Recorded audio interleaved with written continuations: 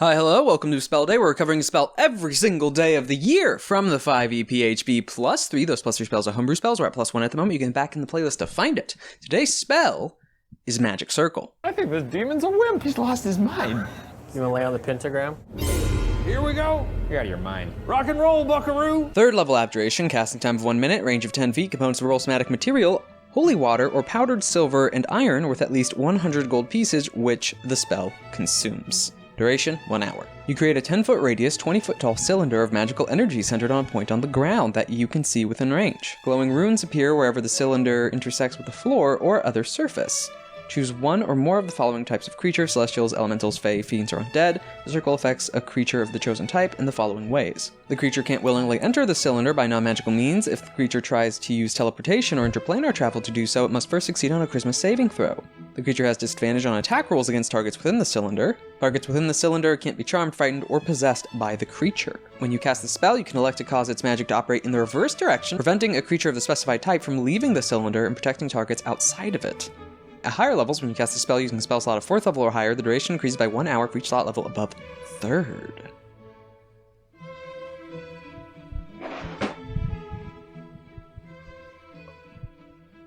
Ooh, man, this is gonna take a lot of prep. So, Magic Circle!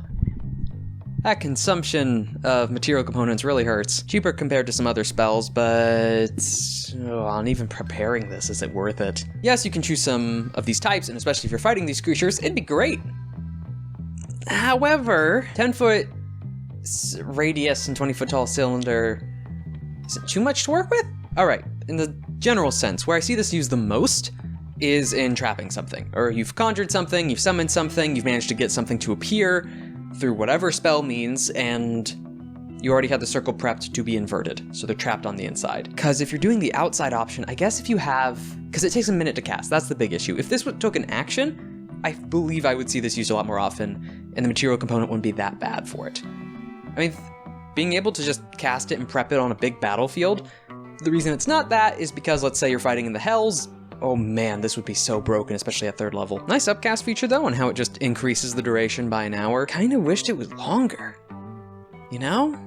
Like it did the jumps that every few levels it's now like 8 hours, or it's now 24 hours, or it's now a whole year if it's 9th level. But then you'd just have a strange menagerie of conjured things. But that sounds awesome, doesn't it?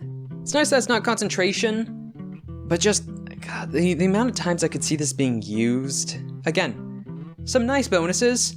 But things like Hallow do this better, or Forbiddance if you want it specifically like teleportation or interplanar travel. Yes, those are generally higher level or require a bit more material cost components, but Magic Circle's in this awkward middle ground that it's just a little too bad to pick up, except for the specific scenario of trapping something. Because in the scenarios where you're on the inside and you're being attacked, you have to already know those creatures are going to be ambushing you or coming to attack you in some way. That's prep before a battle. Which, I mean, if you have that line up, then great.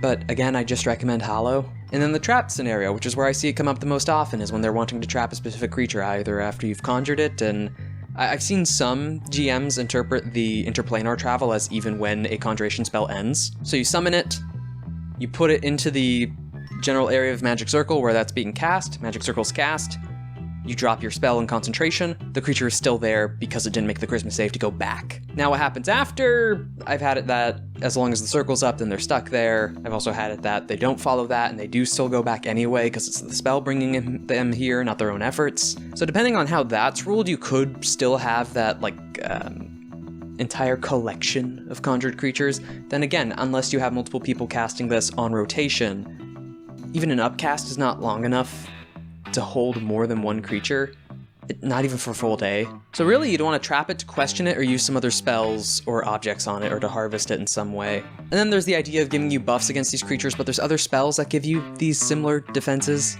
that sometimes are mobile or cheaper. It's the material cost being consumed. Faster to cast, lasts longer, might be concentration, but again, if you could prep this, it'd be great. If you know you're heading into a fight where these things are coming in or like a portal's gonna open, you can prepare against fiends by setting this up on the battlefield. Good, lasts an hour, not concentration, you already had the minute free. But in most cases where you're entering a combat, that's a very specific scenario, and so is the trapping a specific scenario. And even then, If they have ranged attacks, they can still hit you from a distance, it just gives them disadvantage. If they're trapped on the inside or attacking from the outside, or if they have reach weapons or spells, because sure, you can't be charmed, frightened, or possessed, but they can still use fireball through it, or some other spells that they have access to.